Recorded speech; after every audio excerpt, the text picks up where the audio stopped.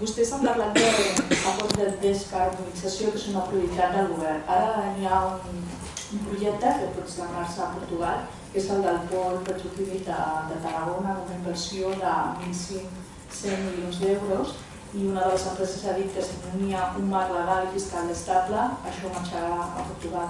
Quina és la posició del govern en aquesta qüestió? I l'altra pregunta és, aquest any i l'any vinent es jubilaran un seguit de pediatres de l'Institut Català de Salut, i ara mateix hi ha el 30% de les places de pediatria a l'educació primària cobertes per metges d'altres especialitats. És a dir, tenim problemes d'accés de pediatres a la nostra sanitat. Quin projecte o com solucionarà això el govern? Gràcies. Efectivament, he volgut destacar aquesta descarbonització de la mobilitat.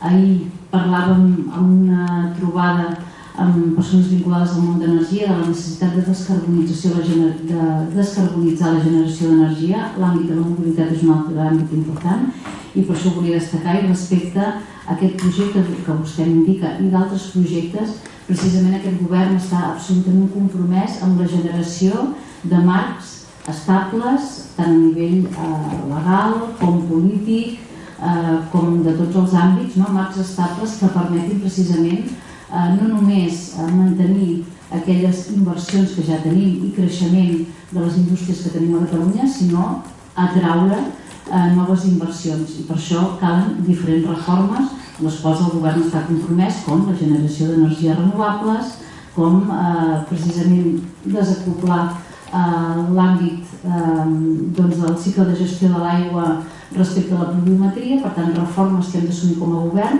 que ja hem començat a elaborar acords i aprovar acords des del Consell Executiu per assegurar els dos vectors més importants que necessita la indústria, com són l'energia i l'aigua, i aquest entorn, efectivament, d'estabilitat política i legal i, per tant, de treball conjunt amb el sector privat. Respecte a la segona qüestió,